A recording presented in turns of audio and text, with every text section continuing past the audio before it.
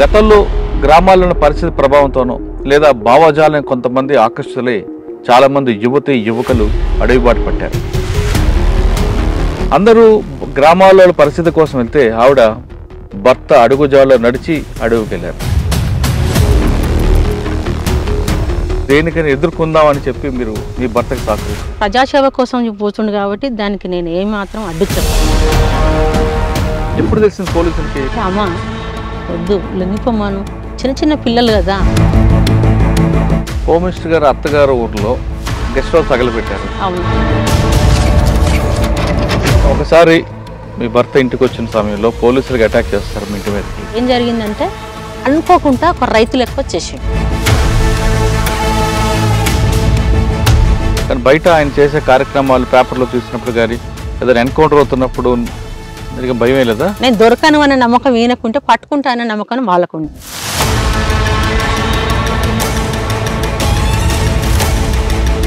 అక్కడ చూసారా శేషన్న కానీ లేదంటే సాంబశివుడు కానీ కలిసారా? సాంబశివుడు గురించి అని అంటే మేము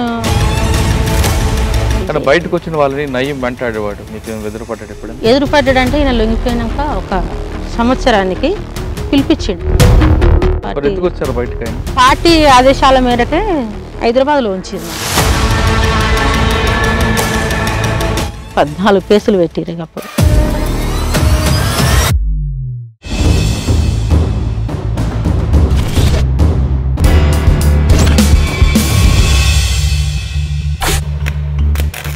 వెల్కమ్ టు క్రైమ్ కన్ఫెషన్స్.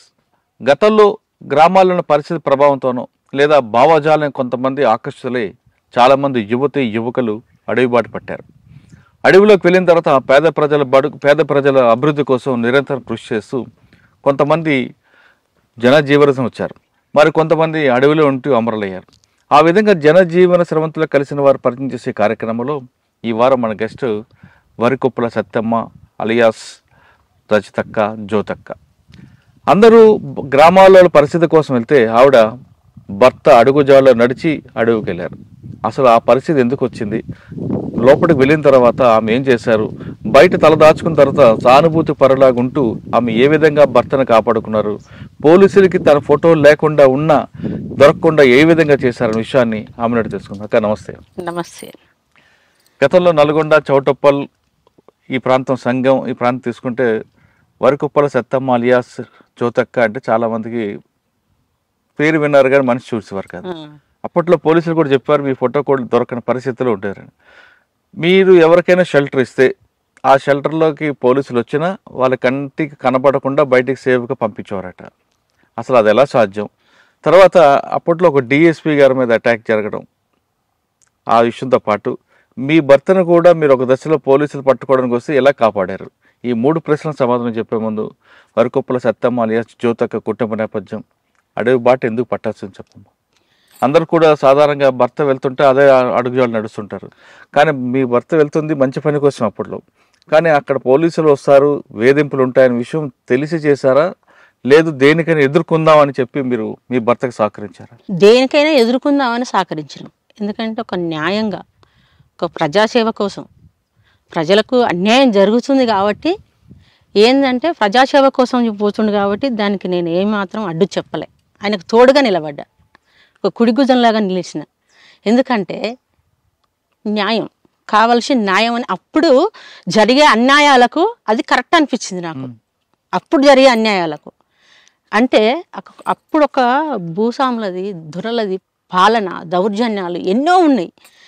అప్పుడు లెక్కలు చూసుకుంటే అది రైట్ అనిపించింది, కానీ తోడుగా నిలబడ్డా నేను. సరే, ఒక్కసారి అప్పుడు పరిస్థితి చెప్పండి, మీ కుటుంబ నేపథ్యం, పరిస్థితి అన్నతో మీకు ఎలా పరిచయం? ఎందుకంటే మీరు దళంలోకి వెళ్ళి కాకుండా ముందే పెళ్లి చేసుకున్న తర్వాత ఆయన అటువైపు వెళ్ళారు.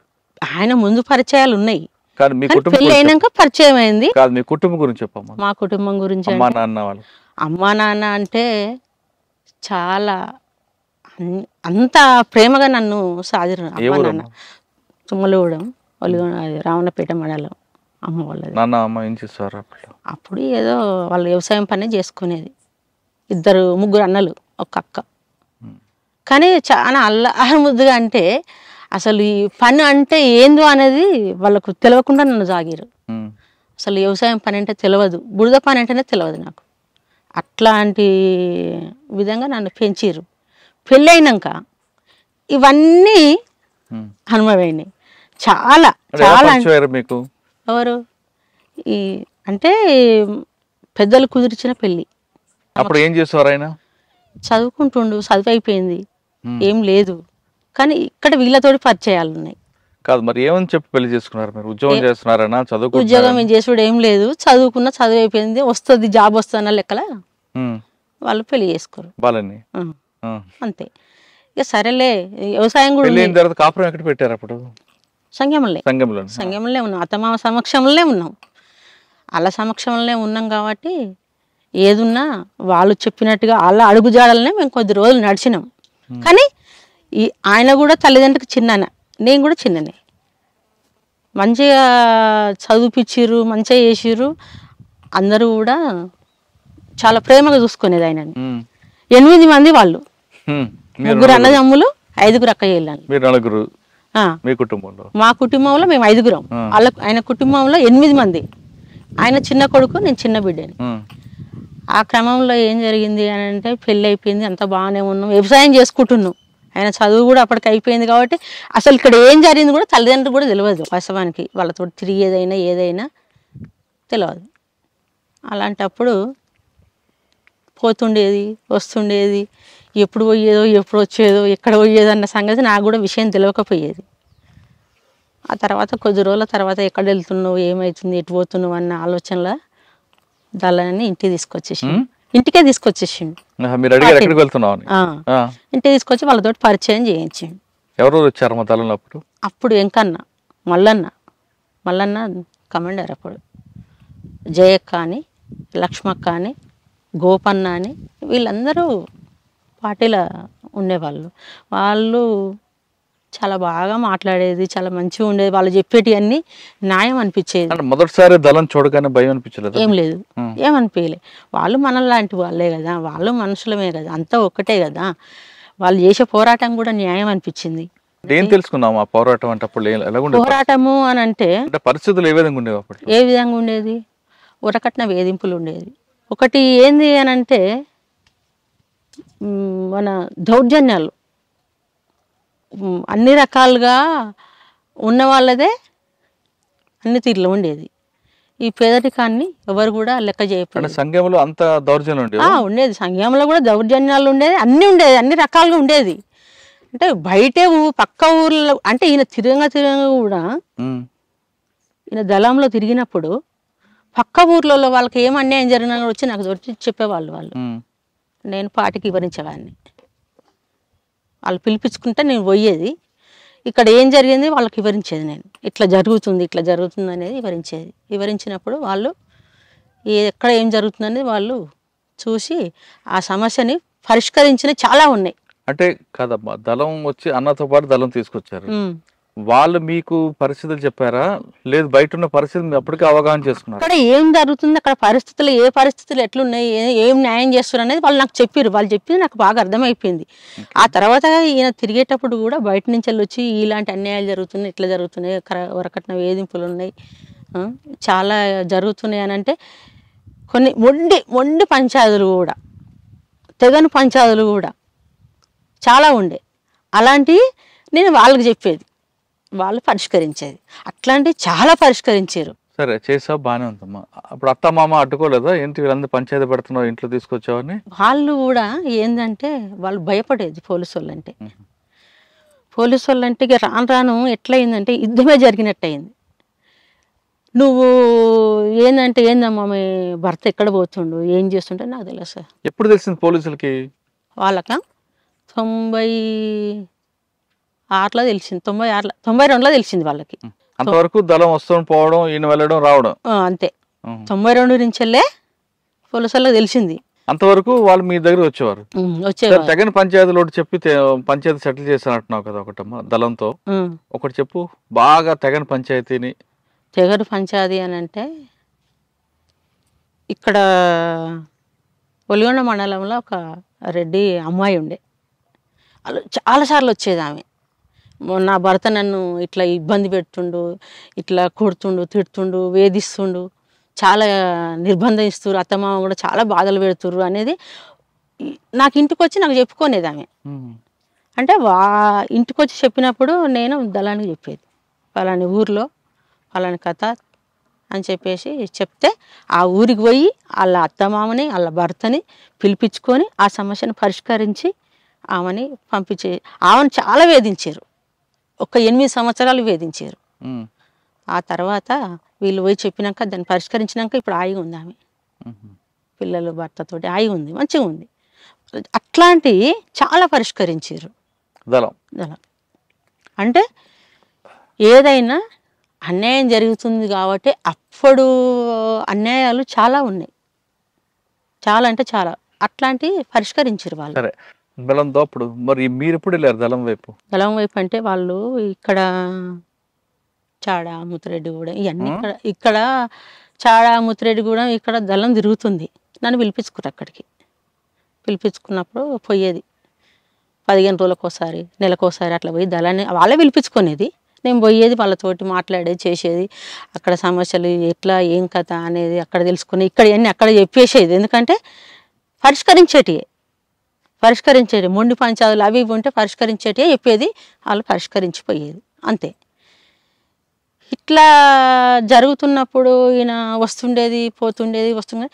పోలీసు వాళ్ళు నిర్బంధం ఎక్కువైపోయింది. ఎట్లా అంటే స్టేషనే కాకుండా ఫ్రెషల్గా హోమ్ మినిస్టర్ గారు ఊరు వరకటిపల్లి, అక్కడ స్టేషనే పడ్డది ఈయన పట్టుకోవడానికి. కానీ ఈయన దొరకడు, వాళ్ళు పట్టుకోలేరు. ఇట్లనే చాలా జరిగింది. హోమ్ మినిస్టర్ గారు అత్తగారు ఊర్లో గెస్ట్ హౌస్ తగలబెట్టారు. అవును. అప్పుడు పోలీసులు వచ్చారా మీటికి? రాలే, తెలియదు అప్పుడు, తర్వాత తెలిసింది. అయితే అక్కడ స్టేషన్ పెట్టేసారు. అంటే అక్కడ ఫ్రెషర్లకు వచ్చాక ఫ్రెషర్లంగా పెట్టేసారు. నేను పట్టుకోవడానికి చాలా ట్రై చేసారు. కానీ తగలబెట్టిన విషయం మీకు తెలుసా, ఎవరు చేశారా పని అని? తెలుసు. ముందే తెలుసా తర్వాత తెలుసా? తర్వాత తెలుసు. ముందు అంటే ఏం జరిగింది అనేది తర్వాత తెలుసుకున్నా నేను, నాకు తెలియదు అప్పుడు. చెప్పలేదా తప్పు కదా అని అనలేదా? తప్పు కదా అని అంటే అక్కడ జరిగిన సంఘటనలను బట్టి వాళ్ళకు అది చేయాలనిపించింది, చేసిర్రు అంతే. అది ఎందుకు చేసిర్రు అనేది తర్వాత తెలుసుకున్నాడు నేను అట్లా. అయితే ఇట్లా వస్తుండగా పోతుండగా అసలు జనాలకు ఎట్లుండే అంటే బయటికి వెళ్ళడమే చాలా కష్టం ఉండే. అసలు బావలకాడికి పోవాలన్నా ఈ పక్క నుండి వీళ్ళు, ఆ పక్క నుండి వాళ్ళు, ఈ పక్క నుండి వీళ్ళు, ఆ పక్క నుండి వాళ్ళు అన్నట్టుగా తిరిగేది. చాలా మామూలుగా కాదు. ఒక్కొక్కసారి 500 మంది, 200 మంది, 300 మంది, 100 మంది, 50 మంది, అసలు లెక్కలేదు. అసలు ఊరంటే అసలు మొత్తం ఇట్లా ఉడికిపోయేది, అంత జరిగింది. అయితే ఇక్కడ ఏం జరుగుతుంది అనేది కూడా వీళ్ళకి కూడా ఇన్ఫర్మేషన్ పోతుంది. ఎప్పుడో వస్తుర్రు, నన్ను పిలిపించుకుంటారు, ఏం జరుగుతుందని అడుగుతుర్రు వాళ్ళు. ఇక్కడ పోలీసు వాళ్ళు కూడా వీళ్ళు కూడా ఏమంటారు అంటే అప్పుడు శ్రీనివాస నాయుడు చేసిండు ఎస్ఐగా, మధ్యపాటి శ్రీనివాస ఆనందరెడ్డి, శ్రీనివాస నాయుడు వీళ్ళంతా ఎస్ఐగా చేసిర్రు.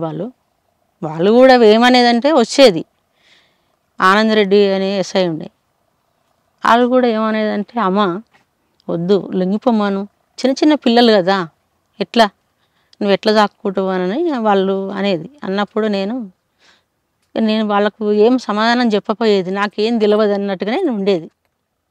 వాళ్ళు నాకు చెప్పంతా చెప్పేసేది, వాళ్ళు వెళ్ళిపోయేది. వాళ్ళు కూడా చాలా టైట్ చేసారు నన్ను, అట్లా ఇట్లా లొంగిపోమాను అది ఇది అని చాలా టైట్ చేసారు. చేసినప్పుడు ఇక నేను ఏం చెప్పాలి ఏం చెప్పలేకపోయేది. కానీ పిల్లల్ని మాత్రం ఉపవాసం ఉండకుండా వాళ్ళని ఎలా సాకారు అప్పుడు మరి? ఎట్లా అంటే నాకు వ్యవసాయం పని కూడా రాదు కానీ నేను పోయేది, ఆ పని నేర్చుకొని, నేను పట్టుదలతోటి నేర్చుకొని పిల్లల్ని పోషించుకోవాలి అన్న ఆలోచనతో అన్ని పనులు చేసేది. వ్యవసాయం పని అన్ని పనులకు పోయేది, అన్ని పనులు పోయి వ్యవసాయం పని చేసుకొని ఆ పైసలతోటి నా పిల్లల్ని పోషించుకునేది, ఎలాంటి ఇబ్బంది లేకుండా. బట్టలైనా సరే, అన్నమైనా అన్ని రకాలుగా, చదువు కానిచెల్లి అట్లా పోషించుకొని పిల్లలకు కూడా ఏ రోజు కూడా ఇబ్బంది జరగపోయేది. కానీ వాళ్ళు ఎప్పుడు వచ్చేది అనేది అర్థం లేకుండానే ఉండేది. ఎందుకంటే నైటు పొద్దున్న దాకా ఎప్పుడైనా సరే ఎప్పుడు వచ్చినా సరే నేను సిద్ధంగానే ఉండేది వాళ్ళకి. అసలు ఏం చేయాలనేది పోలీసు నిర్బంధం అంటే ప్రశ్నలతో ఎక్కువ అయిపోయింది నాకు చాలా. అయితే ఒకరోజు ఏం జరిగిందంటే, ఇంట్లో ఫోటోలు ఉన్నాయి, మనిషి తెలియదు. నేను ఈ ఫోటోలు ఎట్లా అని చెప్పేసి ఆ ఫోటోలు ఆయన ఎక్కడెక్కడ ఉన్నాయో అన్నీ తీసి ఒక పక్కకు పక్కింట్లో పెట్టేసిన తెల్లారే వచ్చేసారు. వచ్చి డైరెక్ట్ వాళ్ళ ఫోటోలే చూస్తారు. ఎక్కడున్నాయి ఫోటోలు చూస్తే మనిషిని గుర్తుపట్టేస్తాం, ఆ మనిషి ఎట్లుండన్న సంగతి మనకు తెలియాలి కదా అన్న ఆలోచనతోటి వాళ్ళు చూస్తారు. కానీ ఒక్కరోజు ముందే నేను అవి తీసి పక్కకు పెట్టేసిన. వాళ్ళకు ఒక్క ఫోటో కూడా దొరకలేదు. చాలా అంటే 7 గంటలకు వస్తే 10 గంటల దాకా ఉన్నారు. ఎంత వెతికినా దొరకలేదని చెప్పేసి అట్లా ఇట్లా అని చెప్పేసి మాట్లాడి వెళ్ళిపోయారు. నేనేం చేశాను, దొరకలేదని వాళ్ళు వెళ్ళరే తిట్టడం కొట్టడం ఏదో ఏమనలేదు వాళ్ళు, ఏమన్నా. కానీ చెప్పేది నిమ్మలంగా, లొంగిపోమానమ్మా అది ఇది అని చెప్పేసేది. అయితే ఇక ఆ తర్వాత తెల్లారి ఫోటోలు దొరకకుండా దాచిపెట్టినాక నేను ఇట్నే కూలి పని చేసి పిల్లల్ని పోషించుకోవడం జరిగేది. కాబట్టి ఒక్కొక్క రోజు నేను పొద్దున్న దాకా పోయొచ్చి వంట చేసుకుందామన్న సమయంలో పోలీస్ క్యాంపు దిగేది. చాలా ఇబ్బంది పెట్టేది. ప్రజలలోనే వచ్చేది. వాళ్ళకి ఏం లేదు, ఇక్కడనే కాబట్టి వస్తూనే ఉండేది. వాళ్ళు ఎప్పుడు రావాలనుకున్నప్పుడు అప్పుడు వచ్చేది. మరి పోలీసులు వస్తున్నప్పుడు పిల్లలు భయపడలేదా? పిల్లలు అడగలేదా అమ్మ నానేరని అడిగారు పిల్లలు? వాళ్ళకి తెలుసు, చిన్న చిన్న పిల్లలే కానీ ఏమన్నా చెప్తే అర్థం చేసుకునేది. మా పెద్దబాబు కొంచెం పెద్దగుండు, ఇద్దరు చిన్న పిల్లలు. అయితే అర్థం చేసుకునేది. సరే అమ్మ ఎట్లా చెప్తే అట్లా వినాలన్న ఆలోచనలోనే వాళ్ళు ఉండేది. అయితే ఒకరోజు ఆనందరెడ్డి ఎస్ఐ, మీ నాన్న వస్తుండా, మాకు చెప్పాలి, మీ అమ్మ చెప్తలేదు, నువ్వన్నా చెప్పు, నీకు పైసలు ఇస్తా అని చెప్పేసి మా చిన్నబాబుకి 5 రూపాయలు ఇచ్చిండు. 5 రూపాయలు ఇచ్చినప్పుడు తీసుకుంటూ నా ముఖం చూస్తుండు. సరే చెప్పకుంటమే కానీ మళ్ళీ వచ్చినప్పుడు చెప్పు, నీకు 5 రూపాయలు తీసుకున్నావు కదా, మళ్ళీ వచ్చినప్పుడు చెప్పు. వస్తున్నా అంటే వస్తలేడని తలనే ఊపిండి తప్ప సమాధానం చెప్పకపోయేసరికి చాలా చెప్పు అడిగిరు, అట్లా ఇట్లా అని వాళ్ళు అడిగిరు, వెళ్ళిపోయారు. నేను తర్వాత మరి 5 రూపాయలు తీసుకున్నావు కదా నాన్న, చెప్తావా వచ్చిండు అన్నట్టుగా అంటే, నేను చెప్పాను అని 5 రూపాయలు చింపేసిండు. నేను చెప్పాను, నాకేం తెలియదు అన్నట్టుగా చింపేసిండు. అంటే చిన్న బాబు, ఏం అర్థం కూడా తెలియదు. అంటే 1 రూపాయి కోసం నన్ను ఏడ్పించేది, కానీ 5 రూపాయల లోటైనా సరే చింపేసేసిండు. అంటే మా నాన్న గురించి చెప్పొద్దు అన్న ఆలోచన ఆ చిన్న బాబు కూడా తెలుసు. అయితే అదే విధంగా కొద్ది రోజులకు ఈయన ఏం చేసిండంటే చూద్దామని వచ్చేసిండు. నన్ను 15 రోజులకోసారి, 20 రోజులకోసారి, నెలకోసారి దళాలు పిలిపించుకునేది. ఏం జరుగుతుంది, ఎట్లున్నావు, ఏం కథ అనేది వాళ్ళు పిలిపించుకొని మాట్లాడేది, ఇక్కడున్న సమాచారం తీసుకునేది. అంటే ఇట్లాంటి ఇబ్బందులు ఏమవుతున్నాయి అనేది కూడా వాళ్ళు తెలుసుకునేది. నేను చూస్తాను పోయేది. అట్లా నేను ఒక రోజు అందులోకి పోయినప్పుడు, నేను ఈ డ్రెస్ మీద ఉంటే తిరగరాదు కాబట్టి ధర్మన్న షూ వచ్చేది నాకు, కిరణన్న డ్రెస్ వచ్చేది. ఆ డ్రెస్ వేసుకొని వాళ్ళతో పాటు తిరిగేది. నేను తిరిగి వాళ్ళతో పాటు 10 రోజులు, వారం రోజులు ఉండి వచ్చేసేది. ఇక్కడ మళ్ళా ఈ పిల్లలు ఇక్కడ అత్త మామ లేడు, మా అత్తయ్య ఉండే, మా ఆడపడుచు ఉండే, వాళ్ళు చూసుకునేది. చిన్నగా అనుమానం వచ్చేసింది ఈ పోలీసు వాళ్ళకు. ఈ ఇంటి దగ్గర ఉంటలేదని ఎవరో ఇన్ఫర్మేషన్ ఇచ్చారు ఊర్లోకి వెళ్ళి, నువ్వు కూడా పోతున్నావంట, అసలు ఏంది నువ్వు ఎట్లా పోతున్నావు, అదేంది ఇదేంది అని వాళ్ళు నన్ను వేధించుడు పెట్టారు. నేనేం పోతలేను, నా పిల్లల్ని చూసుకోవడమే సరిపోతుంది. అంటే ఇక్కడ పిల్లల్ని కూడా చూసుకునేది, అక్కడ భర్తను కూడా కాపాడుకునేది. ఎట్లా కాపాడుకునేది అంటే పిల్లల కోసం వచ్చేది అప్పుడప్పుడు.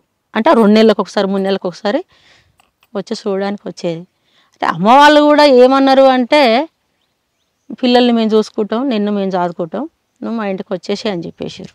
నేను రాను, కష్టమైనా బాధైనా నేను ఇక్కడే ఉండాలి, నేను ఇక్కడే ఉంటాను, పని కూలి చేసుకొని నేను పిల్లల్ని చదువుతా, అంతేగాని నేను మీ దగ్గరికి రానని చెప్పేసి నేను పోలే. నువ్వు ధర్మాన బూట్లు తర్వాత గోపన్న బట్టలు వేసుకుని లోపలికి వెళ్ళావు కదా. గోపన్న కాదు, కిరణ్ అన్న. ఆ? కిరణ్ కిరణ్ అన్న ఆ. వేసుకుని ఏం చేస్తావు అక్కడ? ఏం చేసేది యాక్షన్ వాళ్ళతో చేసావా పాటు. లేదా వాళ్ళతో పాటు ఉన్నావా? వాళ్ళతో పాటు ఉన్నా. ఆ. ఏం చేసేదాన్ని పొద్దున్న నుంచి సాయంత్రం వరకు, రాత్రి వరకు? ఏం లేదు, ఒక దగ్గర కూర్చొని అన్ని అక్కడున్న సమస్యలు తెలుసుకోవడమే కానీ, ఇక్కడున్న సమస్యలు చెప్పడమే కానీ, అట్లా అప్పుడప్పుడు అట్లా వచ్చేది. అంటే యాక్షన్లో లేరు అక్కడ? ఈ యాక్షన్లు అంటే ఏం లేను, కానీ పోయి వచ్చేసేది ఉండేది. ఇక వాళ్ళు కూడా అప్పుడప్పుడు ఇట్లా ఫైరింగ్ చేయాలి, అట్లా ఫైరింగ్ చేయాలన్నట్టుగా వాళ్ళు చూపించేది, చూసేది, నేర్చుకుంటా ట్రై చేసేది.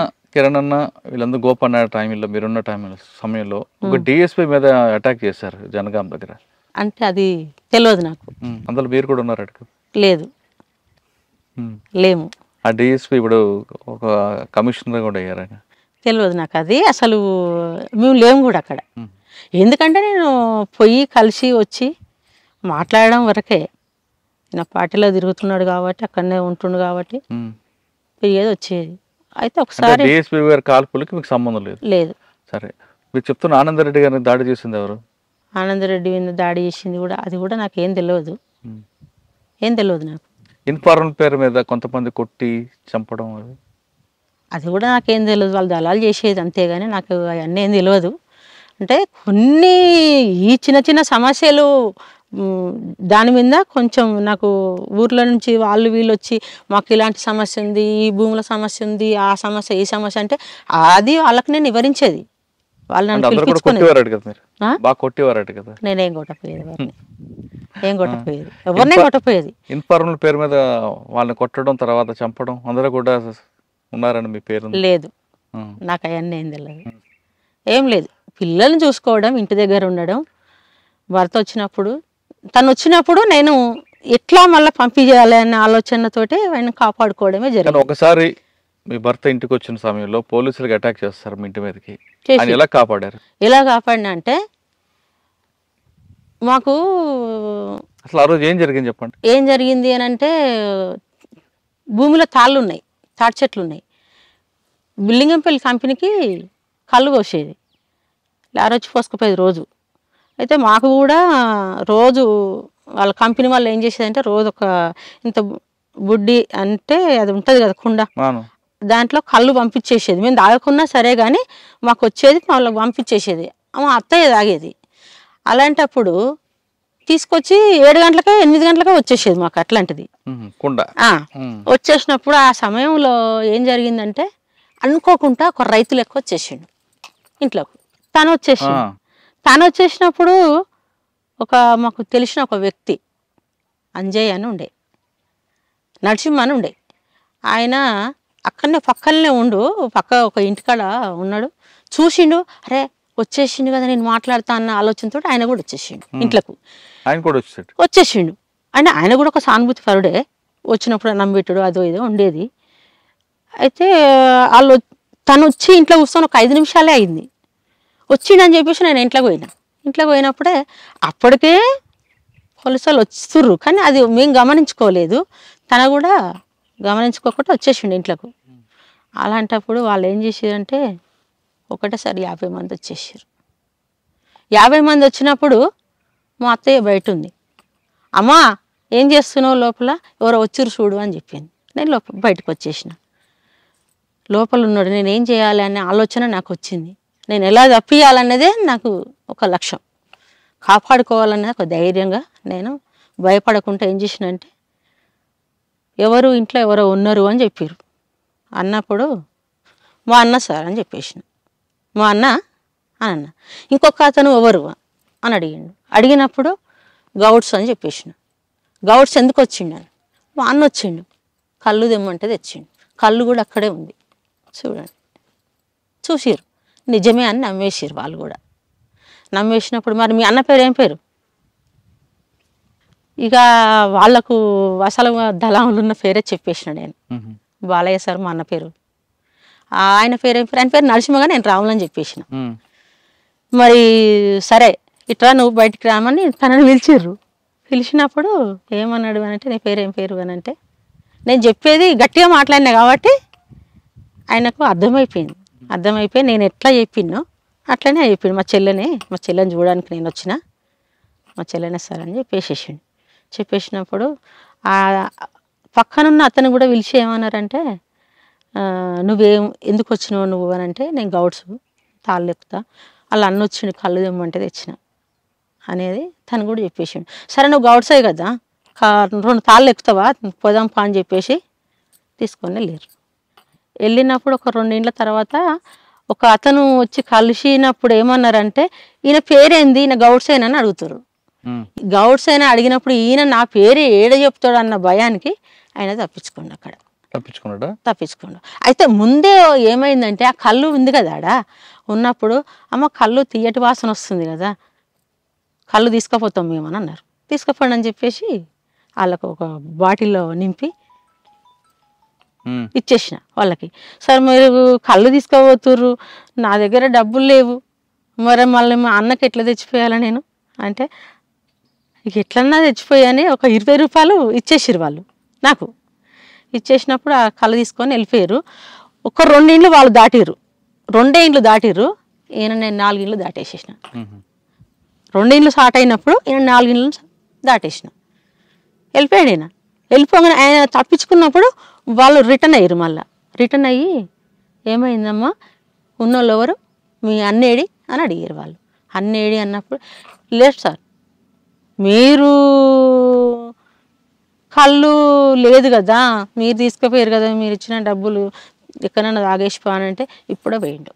వెళ్ళిపోయాడు ఆయన లేడు చూసుకోవడానికి వచ్చేసిండు వెళ్ళిపోయాడు లేదు ఆయన నీ భర్త మీ అన్న కాదు అసలు ఏంది నీ సంగతి ఏంది నువ్వు మీ అన్నని అని చెప్పి నీ భర్తను తప్పించినావు మీ అన్నని అని చెప్పేసి కథం అన్ని స్టేషన్లకు ఫోన్లు చేశారు. అన్ని స్టేషన్లలో దిగిరు ఇక్కడే. అప్పటికే ఒక 100 మంది వచ్చేసారు. 100 మంది వచ్చేసి 50 మంది మధ్యలో నేనున్నా.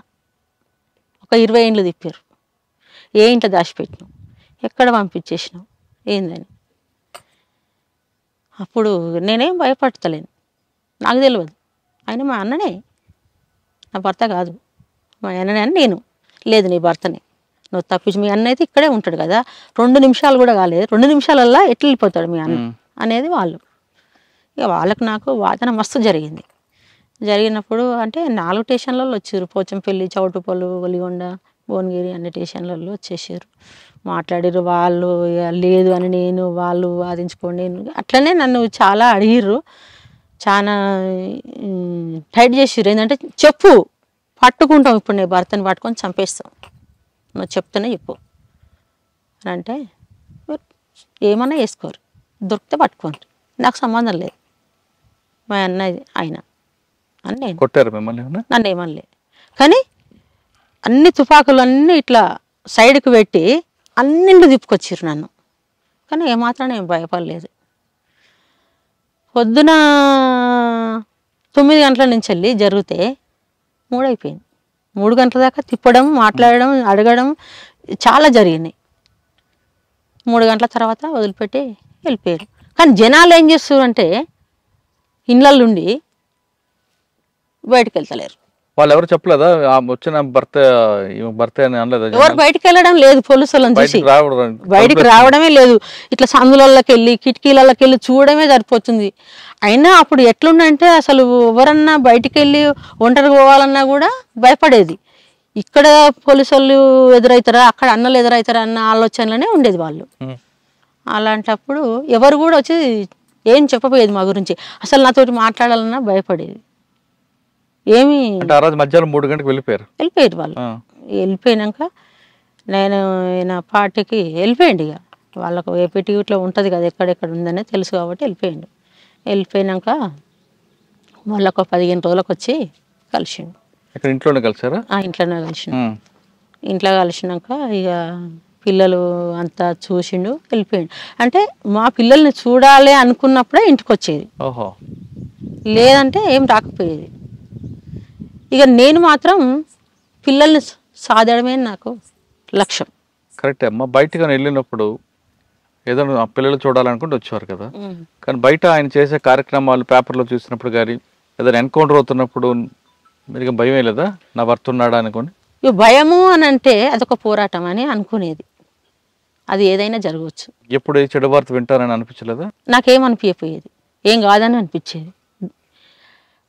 అయితే వీళ్ళకి ఎట్లున్నాయంటే నేను పట్టుకుంటా, నేను ఇది చేస్తా అది చేస్తాను వాళ్ళకుంటే నేను దొరకను అనేది ఈయనకుండేది నమ్మకం. నేను దొరకను అనే నమ్మకం ఈయనకుంటే పట్టుకుంటా అనే నమ్మకం వాళ్ళకు ఉండేది. ఆ ఇద్దరి మధ్య నా నమ్మకం ఏంటంటే నా భర్త దొరకడు, ఏం కాదు అనే నమ్మకం నాకుండేది. అట్లా నేను ఆయనకు ధైర్యం కూడా చెప్పేది. అలా ఎన్ని సంవత్సరాలు ఉన్నారు ఆయన? ఎన్ని సంవత్సరాలు అంటే ఇక ఆయన పరిచయం అంటే 86 నుండి ఇక 99 దాకా. ఎందుకు వచ్చారు బయటకు ఆయన? ఎందుకు వచ్చా అంటే మేము ఒకసారి పార్టీ ఆదేశాల మేరకే హైదరాబాద్లో ఉంచారు మమ్మల్ని. హైదరాబాద్లో ఉంచినప్పుడు మాకు ఒక ట్రాక్టర్ ఉండే అప్పుడు. ఆ ట్రాక్టర్ని కొంచెం ఒక చిన్న కంపెనీలో పెట్టి మేము అక్కడే ఉండేవాళ్ళం. ఎవరో ఇక మేము అక్కడ ఉన్నామని ఇన్ఫర్మేషన్ ఇచ్చారు. ఇన్ఫర్మేషన్ ఇచ్చినప్పుడు ఆనందరెడ్డి ఎస్ఐ అప్పుడు. అయితే నేను రోడ్డు మీదకి పోయి పిల్లలకి యాపిల్ పండ్లు తీసుకుందామని బయటికి వెళ్ళినప్పుడు ఆయన వచ్చి నన్ను గమనిస్తుండు. నేను మాత్రమే తెలుసు, తన తెలియదు కాబట్టి ఈయన లేడు, ఉండకపోయేది, నైట్ వచ్చేసేది. అయితే ఇక నేను మాత్రమే తెలుసు కాబట్టి వచ్చి నన్ను గమనిస్తుండు. నేను పోలీసు వాళ్ళని బాగా గుర్తుపట్టేది. గమనించినప్పుడు నేనేం చేసినట్టు వాళ్ళని సరిగా గమనియాలంటే నేను ఇంట్లోకి వచ్చేసిన, మా బాబుని తీసుకొని ఇంట్లోకి వచ్చేసి నేను కిటికీ సందులోకి వెళ్ళి చూసిన. నన్ను మా ఇంటిని గమనిస్తుండా, మమ్మల్నే గమనిస్తుండా లేదా అని చెప్పేసి చూస్తే మమ్మల్నే గమనిస్తుంది అనేది నాకు అర్థమైపోయింది. అర్థమైపోయి నేనేం చేసినంటే ఇక కంపల్సరీ దాడి జరుగుతుంది, ఈరోజు మా ఇంటికి వచ్చేస్తారనే నమ్మకం నాకు వచ్చేసింది. ఈయన వచ్చేసరికే నేను వంట చేసిన, పిల్లలకి అన్నం పెట్టేసిన, అంతా సర్దుకొని సిద్ధంగా ఉన్నా.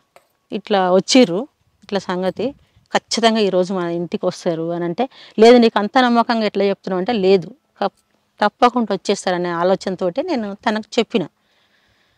అంటే ఆయన రావడం చూడలేదు వాళ్ళు? చూడలే వాళ్ళు ఎప్పుడో వద్దామని వాళ్ళది, వాళ్ళు ఎప్పుడు వచ్చేది వాళ్ళకే తెలుసు కదా. మన ఆలోచనలో మనమున్నాం, ఎట్లా వస్తారనేది మనకు ఆలోచన తెలుసు కాబట్టి లేదు మనం ఈ నైట్ వెళ్ళిపోవాలి, ఖచ్చితంగా వస్తారని చెప్పేసి మేము 10 గంటలకు వెళ్ళినాం. 10 గంటలకు వెళ్ళినప్పుడు వాళ్ళు 12 గంటలకు వచ్చేసారు నైట్. చూసాక తాళం ఉందని చెప్పేసి అటు ఇటు పక్క వాళ్ళని అందరిని అడిగేసి ఎటు వేరు వీళ్ళంటే కాల్ చేసి వెళ్ళిపోయారు అని చెప్పారు. వెళ్ళిపోయినప్పుడు ఇక మేము అక్కడ వేరే దగ్గరికి వెళ్ళిపోయి అక్కడ ఉన్నాం, కొత్తపేట అని అక్కడ ఉన్నాం, మనకు తెలిసిన పరిచయస్తులు ఉంటే అక్కడ ఉన్నాం. అక్కడ కూడా పార్టీ ఆదేశాల మేరకే అక్కడనే ఉన్నాం. ఆ క్రమంలో ఏంటంటే ఇక తప్పదు, ఇక నేను వెళ్ళిపోతా అన్న ఆలోచనతో మళ్ళీ వాళ్ళని కలిసి వెళ్ళిపోయింది మొత్తానికి. ఆ తర్వాత చాలా కష్టమైంది. ఇక ఇంటికాడ పిల్లల్ని చూసుకోవడం, పని చేసుకోవడం, పిల్లల్ని చదువుకోవడం, ఏంటంటే ఇక అన్ని రకాలుగా నేనే అక్కడ అత్తయ్యని చూసుకోవడం, ఆడపడుచుని చూసుకోవడం, వాళ్ళ మంచి చెడులు అన్ని రకాలుగా నేను పిల్లల్ని చదువుకోవడం. ఒకవైపు పోలీసులు వేధింపులు అంటే వేధింపులు అంటే మామూలుగా కాదు, 2 రోజులకు ఒకసారి ఇట్లా రావడం. స్టేషన్ వాళ్ళు కాకపోతే అక్కడ స్పెషల్ వాళ్ళు, ఇక స్టేషనే పడ్డది అక్కడ కాబట్టి, ఒరకుటిపల్లిలో ఉన్నారు కాబట్టి వాళ్ళు ఎప్పుడు అనుకుంటే అప్పుడు వచ్చేది. నేను పనికి పోవడానికి కూడా ఇట్లా స్టేషన్ ఉన్నప్పుడు నేను అట్లా పత్తేరడానికి ఒక రోజు పోతే ఎందుకు వచ్చినావు నువ్వు, ఏమిటికి వచ్చినావు, వాళ్ళ ఎందుకు వచ్చింది ఇక్కడికి వచ్చేసింది, ఏంది అసలు పనికే వచ్చిందా దేనికి వచ్చిందా అన్న ఆలోచన వాళ్ళకుండే. ఎందుకు వచ్చినావు నా దగ్గరకు వచ్చి అడిగారు. లేదు నేను ఇక్కడ పని చేయడానికి వచ్చిన, పత్తేరడానికే వచ్చిన, మరి మీరు చేసుకుంటున్నా నా పిల్లల్ని చదువుకోవాల్సి వస్తుంది కదా అని చెప్పేసి నేను మాట్లాడినప్పుడు మరి ఎలా కష్టపడ్డావమ్మా అప్పుడు? ఇదే పని, ఏ పని, కలుపు పని, వ్యవసాయం పనే. ఆ వ్యవసాయం పనుల మీదనే పిల్లల్ని పోషించుకోవడం జరిగింది. మరి ఎందుకు వచ్చారు బయటకు ఆయన? ఎందుకు వచ్చారు అంటే పిల్లలదే అనారోగ్యం. అనారోగ్యం వల్లనే. ఎవరికి? ఆయనకా? లేదు, పిల్లలకి. ఏమైంది పిల్లలకి? చిన్న బాబుకు కుక్క కడిచింది, పిచ్చి కుక్క కడిచింది. కడిచినప్పుడు ఏమైందంటే మా ఇంటి పక్కలనే ఒక అతనుకు ఒకప్పుడు ఒక 10 ఏళ్ల క్రితం కుక్క కడిచి చనిపోయింది ఆయన. ఈ కుక్క కడిచిన కుక్క కూడా చనిపోయింది. దానివల్ల నాకు చాలా భయం వేసింది. ఇక్కడ మోత్కూరు దగ్గర ఒక మురిపిరాలు అని ఉంటుంది.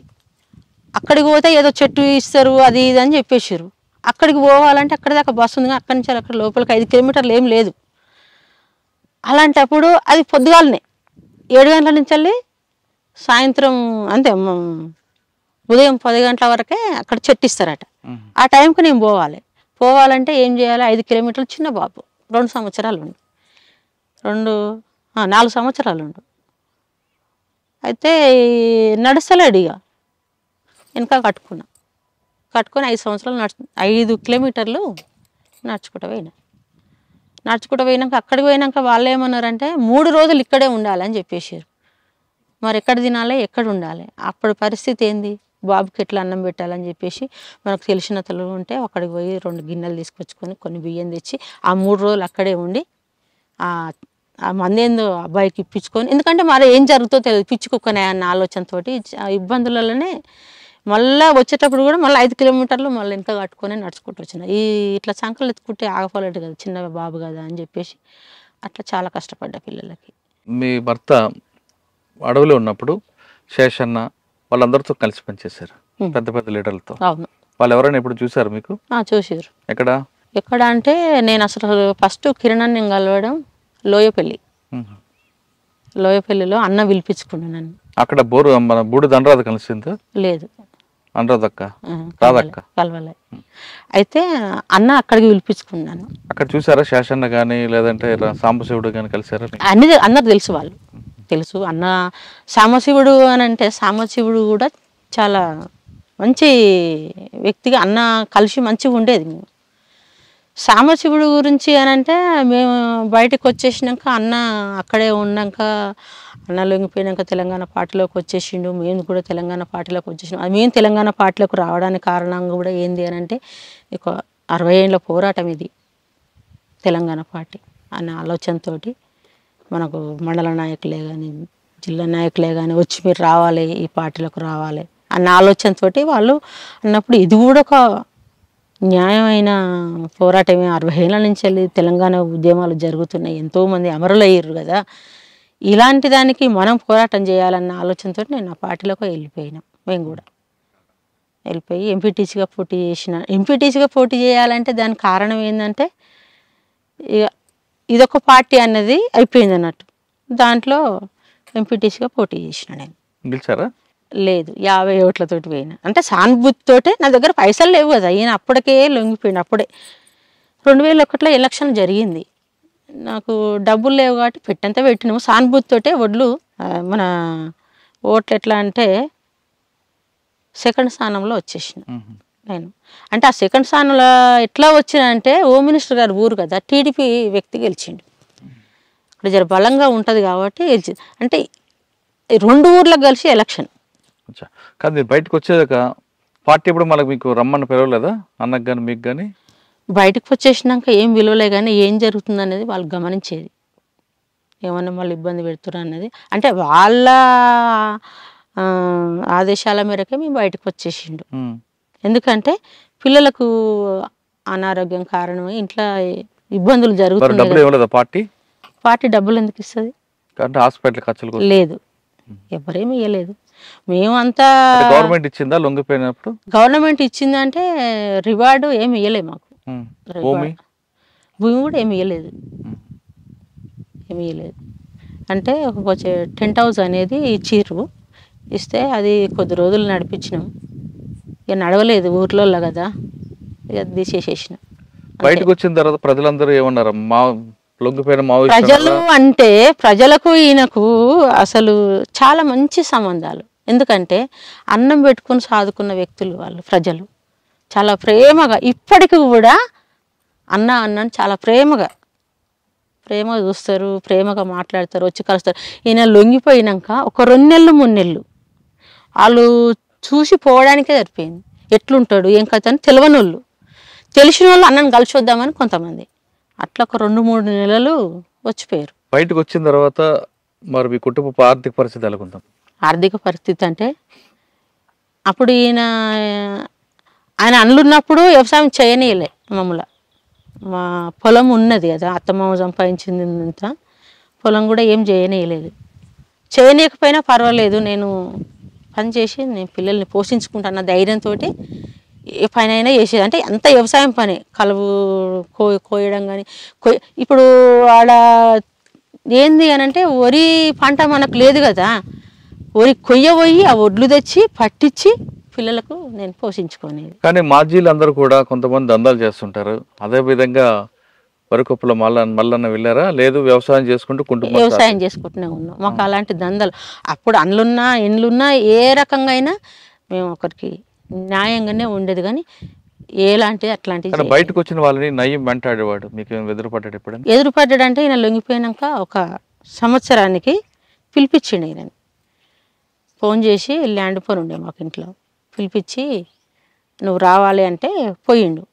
ఏంది నువ్వు నాకు పని చేయాలి, నాకు సహకరించాలి అది ఇది అని అంటే, లేదు నేను లొంగిపోయి నేను ఇంటికాడ బతుకుతున్నా, నేను ఎవరికి సహకరించేది లేదు, నా బతుకు నేను బతుకుతున్నా, నేను రాను, ఎక్కడికి రాను, ఎవరికైనా నేను పని చేయను, నా పని మీద నేను ఉంటాను, అంతేగాని నేను ఎవరికైనా సహకరించాను, నాకు ఎవరితో సంబంధం లేదన్న ఆలోచనతో వెళ్ళొచ్చిండు. ఇక అప్పటి నుండి మమ్మల్ని ఏం పిలవలే. మరి ప్రస్తుతం ఎలాగ నడుస్తుంది మీ కుటుంబం? ఇప్పుడు అంటే ఇక పిల్లలు పెద్దగా అయిపోయారు, వాళ్ళ పెళ్ళిళ్ళు చేసేసినాం, మనవాళ్ళు మనవరాళ్ళు కూడా వచ్చేసారు ఇప్పటి వరకు. ఇక మేము ఇద్దరం ఇంటి దగ్గరనే వ్యవసాయం చేసుకుంటూనే ఉంటున్నాం ఇప్పుడు. అచ్చా, ఫైనల్గా చెప్పమ్మా, భర్త అడుగుజాడలు నడిచావు, అది మంచో చెడో తర్వాత విషయాన్ని ఆయన నమ్ముకున్నావు కాబట్టి ఆయన వెంట నడిచావు, ఆయన లక్ష్యంలో కూడా ఒక భాగస్వామి అయ్యారు మీరు కూడా, అయ్యి ఒక ఉద్యమంలో మీరు కూడా ఒక పాత్ర పోషించారు. అంటే భర్త భార్య మధ్యన అనుబంధం అలా ఉందని మీరు ప్రూవ్ చేశారు. కానీ ఇప్పుడున్న పరిస్థితుల్లో కొంతమంది భర్త మాటలు వినకుండా, భర్త అడుగుజాడలు పక్కన పెట్టండి, ఆయన మాట వినకుండా ఇద్దరి మధ్యన చిన్న చిన్న విషయాలకి విభేదాలు తీసుకొస్తూ ఇద్దరు విడిపోతున్న పరిస్థితులు కనిపిస్తున్నాయి, విడాకులు తీసుకుని. అటువంటి తీసుకున్న వాళ్ళకి మీరు ఇచ్చే సమాధానం ఏంటి? నా సమాధానం ఏంటంటే, ఇప్పుడున్న యువత, ఇప్పుడున్న లెక్కలు ఎట్లున్నాయంటే, ఉమ్మడి కుటుంబాలు లేవు. ఒకప్పుడు ఉమ్మడి కుటుంబాలు ఉండే, ఉమ్మడి కుటుంబాలు తప్పులు ఏం జరిగినా పెద్దవాళ్ళు సర్దిద్దేవాళ్ళు. ఇప్పుడు అది లేదు. అత్త మామ వద్దు అన్న లెక్కలకు ఇప్పుడు ఉన్న సమాజం జరుగుతుంది. ఆ లెక్కలనే, భార్య చెప్పిన లెక్కలనే భర్త లెక్కలు నడుస్తున్నాయి. అలాంటప్పుడు వాళ్ళకు మంచి చెడు అనేది వాళ్ళకి అనుభవం లేకుండా అలాంటివి జరుగుతున్నాయి. ఉమ్మడి కుటుంబాన్ని ఎన్నుకోవాలి, ఎందుకంటే అదే బెటర్, మంచి చెడు వాళ్ళు చూసుకుంటారు, అదొకటి. కానీ పెంచిన తల్లిదండ్రులను కూడా వాళ్ళు మర్చిపోవద్దు. భార్యను కూడా ఎలా చూడాలని అంటే, మనం నమ్ముకొని వచ్చింది కాబట్టి ఆమెను కూడా మంచిగా చూసుకోవాలి, అంతే. ఇంకొకటి, తల్లిదండ్రిని ఎట్లా చూడాలి అని అంటే, కష్టపడి బాధపడి మా పిల్లల్ని మమ్మల్ని సాత్తారు, రేపు చేతగన్నాడు అన్న ఆలోచన వాళ్ళకు ఉంటుంది. చాలా కష్టపడి వాళ్ళు జాస్తారు, వాళ్ళ భవిష్యత్తు మంచిగా ఉండాలని వాళ్ళు కోరుకుంటారు. కానీ వీళ్ళు ఇప్పటి లెక్కలు ఎట్లున్నాయని అంటే, రేపు అంటే ఊరికొక్కటి వృద్ధాశ్రమం జరుగుతుంది, ఊరికొక్కటి అనాథ ఆశ్రమాలలో వదిలిపెట్టేసి వస్తారు. అది ఎంతవరకు కూడా కరెక్ట్ కాదు. వీళ్ళకు అప్పటోళ్ళు ఉండి అన్ని రకాలుగా మంచి చెడు చెప్పారు కాబట్టి అప్పుడు మంచిగా ఉన్నాయి. ఇప్పుడు ఆ లెక్కలు లేవు కాబట్టి ఇలా జరుగుతున్నాయి. అయితే ఏం జరిగింది అని అంటే, ఈయన పిల్లల కోసం లొంగిపోవడం జరిగింది. లొంగిపోయినప్పుడు ఏమైందంటే, కేసులు ఒక 2 కేసులు బుక్ చేసారు. 2 కేసులే పెట్టినప్పుడు తీసుకొచ్చారు. అంటే ఆ లొంగిపోయడానికి ముందు రోజు నేను తన దగ్గరికి వెళ్ళాలనుకున్నప్పుడు పోచంపల్లి ఒక పొలుచు నా ఎమ్మడి ఫాలో అయిపోయారు, పట్టుకుందామని. తెల్లారితో లొంగిపోతాడు. నేను బస్సులో కూర్చున్నా, నా ఎమ్మడి ఫాలో అయ్యిండు. అయినప్పుడు నేను గుర్తుపట్టేసిన, అసలు నా గురించే ఈయన వస్తుండే అనే ఆలోచన నాకు వచ్చేసి, నేను చైతన్యపూర్ రాగానే లేచిన, తను లేచిండు, మళ్ళీ కూర్చున్నా, తను కూర్చుండు. దిల్సుఖ్నగర్ పోయినప్పుడు లేచిన, కూర్చుండు. నేను దిగినప్పుడు తను దిగిండు. నేను ఎటు వెళ్తే అటు నా ఎమ్మడే వచ్చేస్తుండు. నేను వెనక మళ్ళీ చూస్తే తను ఇంకో మళ్ళీ వస్తుండు. అని నేను గుర్తించిన, నా ఎమ్మడి ఫాలో అవుతారని అర్థమైంది. అయితే నన్ను గుర్తుపట్టిందని చెప్పేసి తనేం చేసిండంటే, తన అక్కడ ఉండి ఇంకో వ్యక్తిని పంపించేసిండు. పంపించేసినప్పుడు ఇదేదో ఉన్నట్టుందని చెప్పేసి నేను సుధా నరసింహుల హాస్పిటల్ అని ఉండే, అక్కడికి పోయి నేను తప్పించుకొని ఒక ఆటో పిలిపించుకొని అక్కడ కూర్చొని నేను వెళ్ళిపోయాను. నేను దగ్గరికి వెళ్ళిపోయినాక కూడా మళ్ళీ తెల్లారి ఒక వ్యక్తిని కలిసేది ఉండే. మనం కలవాలి అని అనుకున్నప్పుడు కోటికి వచ్చినప్పుడు ఆడ పోలీసు అయినా నన్ను గుర్తుపట్టింది, తనని గుర్తుపట్టలేదు. నేను పక్కకు వెళ్ళిపోయి ఏమనంటే నన్ను ఫాలో అవుతురు పోలీసు వాళ్ళు, నువ్వు నాతోటి మాట్లాడకని చెప్పేసి నేను కొంచెం సైగా లెక్క మాట్లాడినప్పుడు తను నా దగ్గరికి రావడం లేదు, మాట్లాడడం లేదు. ఇద్దరం కలిసి బస్సు ఎక్కినప్పుడు ఆయన బస్సు చుట్టూ తిరిగి మమ్మల్ని పట్టుకుందామని ఈడంగా ఎక్కినప్పుడు మేము ఈడంగా దిగి పక్క బస్సు ఎక్కి అది వెళ్ళిపోతూనే ఉంది. తప్పించుకొని మళ్ళా తెల్లారి ఒక బుర్క ఆటో తీసుకొచ్చి డిఐజీ జేవి రాముడని అక్కడ జేవి రాముడని అక్కడ పంపించేసి అక్కడ నేను వెళ్ళొచ్చిన ఇంటికి. నేను తెలియనట్టే వెళ్ళొచ్చేసినాక పొద్దున్నే పోలీసు వాళ్ళు వచ్చారు. మీ ఆయన లొంగిపోయిండమ్మా, ఒలిగొండలు నైట్ తీసుకొచ్చినామని వచ్చేసారు. నేను అప్పుడు ఒలిగొండకి వెళ్ళిపోయి చూసి కలిసి మాట్లాడినా సరే. ఇక మళ్ళీ ఇంటికి వెళ్ళేసి వచ్చిన. మళ్ళీ తెల్లారి మళ్ళీ పోయినప్పుడు కూడా వాళ్ళు ఏమన్నారు అని అంటే, మరి ఏమైంది సార్, కోర్టుకు హాజరుపరుస్తుర్రు అని నాకు పంపించేస్తుర్రు అని అంటే, మేము రేపు చెప్తామని చెప్పారు. ఆ రోజు కూడా పంపించలేదు.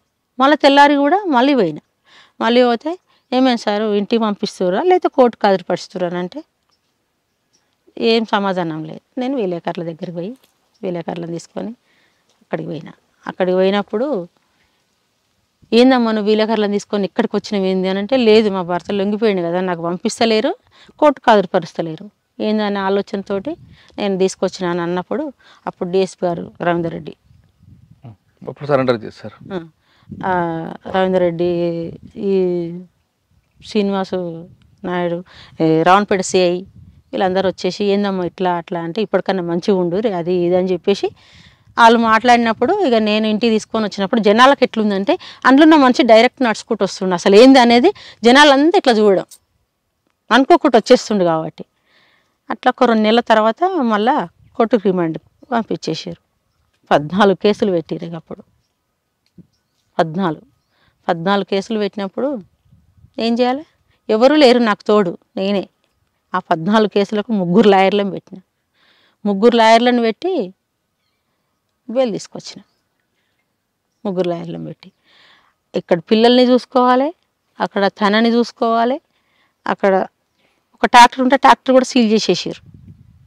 ట్రాక్టర్ కూడా సీల్ చేసినప్పుడు దానికి కూడా అప్పీల్ పెట్టుకొని ట్రాక్టర్ కూడా బయటకు తీసుకొచ్చిన. ఎన్నో సీల్ అయినాయి కానీ బయటికి రాలే, నేను తీసుకొచ్చేసిన. అది ఎందుకంటే ఇక నేను చాలా కష్టపడ్డా, అదే మాకు ఆధారం అని. అంటే అట్లాంటి చాలా జరిగినాయి, చాలా ఉన్నాయి. అది చిన్న విషయాలకే విడాకుల వరకు రావడానికి ప్రధాన కారణం ఉమ్మడి కుటుంబ వ్యవస్థ పూర్తిగా చిన్నాభిన్నం అవ్వడం అంటున్నారు సత్తమ్మ. ఆమె చెప్తున్నట్లుగా గతంలో ఉమ్మడి కుటుంబం ఉంటే అత్త, మామ, ఆడబడుచు, పిన్ని, చిన్నాన్న వీళ్ళందరూ ఉండేవారు. ఎవరైనా భార్యాభర్తల మధ్య చిన్న విభేదాలు వస్తే వాళ్ళందరూ కూర్చొని ఆ సమస్య పరిష్కరించేవారు. కాబట్టి ఎలాంటి ఇబ్బంది లేకుండా ఆ కుటుంబం సజావుగా సాగేది. కానీ ఆ కుటుంబం ఉమ్మడి కుటుంబం ఇప్పుడు చిన్నాభిన్నం అవడంతో ఇటువంటి సమస్యలు భూతుద్దలను చూసుకొని భార్యాభర్తల మధ్యన దూరం పెరిగి విడాకుల వరకు వస్తుంది అంటున్నారు సత్తమ్మ అలియాస్ జ్యోతక్క. ఆమె చెప్తున్నట్లుగా ఇప్పటికైనా కుటుంబం పెంచండి, ఉమ్మడి కుటుంబంతో ఉండండి, అమ్మ నాన్న అందరితో కలిసి ఉండండి. మీ కష్టాలని వాళ్ళు షేర్ చేస్తుంటే వాళ్ళతో పంచుకుంటే ఖచ్చితంగా దాని సమస్యకు పరిష్కారం దొరుకుతుంది. కానీ పంచకుండా మీలో మీరే మదన పడితే ఖచ్చితంగా విడాకుల వరకు వస్తుంది. తర్వాత కొంతమంది ఆత్మహత్య వరకు వెళ్తున్నారు. ఆత్మహత్య చేసుకోవడం పెరుగుతాను అంటూ జ్యోతక్క చెప్తున్నారు. ఇది జ్యోతక్కతో ఎక్సలెంట్ ఇంటర్వ్యూ. వచ్చే వారం మరొక ఇష్టం మళ్ళీ కలుద్దాం. అందరికి నమస్తే. థ్యాంక్ యూ అక్క.